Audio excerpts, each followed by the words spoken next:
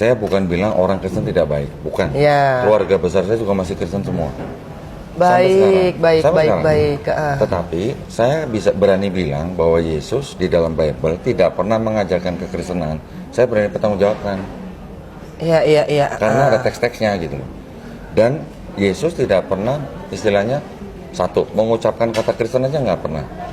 Ya, karena memang pada waktu itu belum ada sebutan Kristen. Sebutan Kristen hanya ada ketika Paulus dan Barnabas tinggal di Antioquia selama setahun, baru mereka dan pengikut-pengikutnya disebut Kristen. Jadi pada zaman Yesus tidak ada istilah Kristen gitu. Dan apa yang Yesus ajarkan kepada bangsa Israel pada saat itu adalah ajaran-ajaran yang sebenarnya saat ini kita yang lakukan gitu. Seperti? Contoh, doanya sujud, puasa, disunat, gak makan babi. Udah gitu yang mati dikafanin. Nggak makan babi di perjanjian lama. Di perjanjian baru, Yesus nggak pernah diceritain makan babi. Ya. Karena dia tidak meniadakan hukum Taurat. Dia datang untuk menggenapi.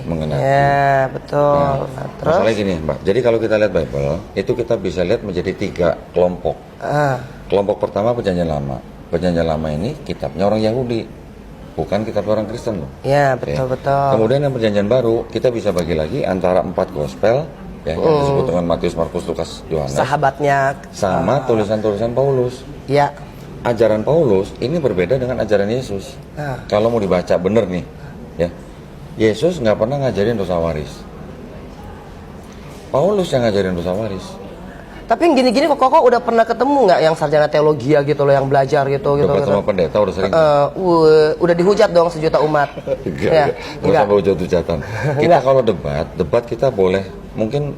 Nggak, tapi saya nggak yakin kalau misalkan dalam IG ataupun YouTube pasti kan kok ada juga lah terimaan netizen dari, ya kan? Kalau di medsos banyak yang begitu. Iya, karena kan saya aja tidak berani berkomentar dalam hal-hal yang sangat sensitif ini aja. Waduh, wah itu tuh astagfirullahaladzim, udah dari Yudas Iskariot, ya kan? Ya udah dari, aku tahu lah maksudnya artinya. Tapi kan maksudnya kita sebagai Islam itu kan diajarkan untuk tidak mendendam dan bahkan tidak membenci.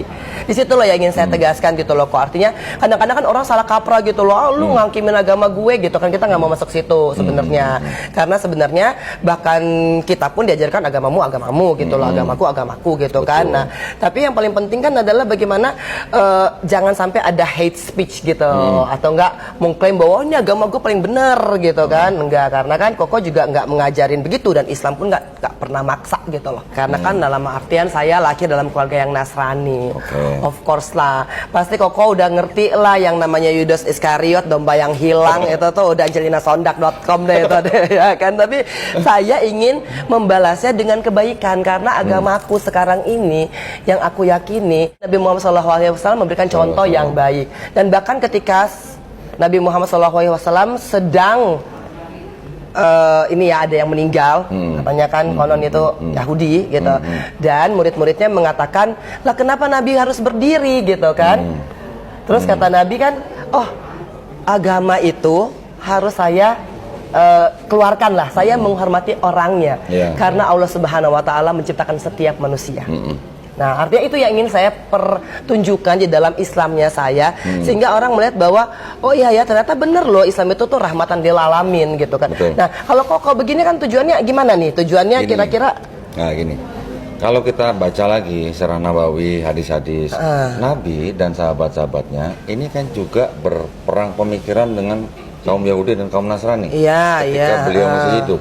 Jadi yang beliau perdebatkan dengan kaum Yahudi dan kaum Nasrani juga tentang kristologi. Ini juga masalah kristologi yang saya pelajarin. Jadi yang namanya dakwah kristologi buat kami, saya kan di Yayasan Pembina Mu'alafat Tauhid. Dakwah kristologi buat kami itu juga adalah dakwah tauhid. Karena dakwah kami adalah dakwah yang mengajak orang untuk bertauhid. Jadi yang kami lakukan di sini adalah sebenarnya tujuannya adalah untuk membentengi akidah umat Islam. Selama ini dalam podcastnya Ko Dondi ini, ada nggak yang merasa lu kok kayaknya menghina agama aku? Nah gini, saya dan teman-teman di dalam yayasan ini selalu berusaha tidak boleh menghina sesembahan mereka. Yang kita lakukan hanya kritik teks.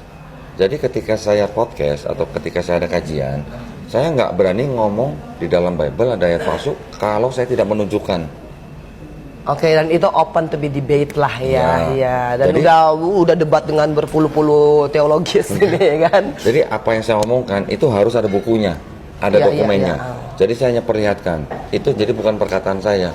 Saya hanya mengedukasi penonton bahwa di dalam kitab ini ada ayat seperti ini, statusnya seperti ini gitu. Saya harapannya mari kita sama-sama beragama yang dewasa yang mengikuti aturan pemerintah. Jadi kalau sudah ada aturan pemerintah jangan dilanggar gitu.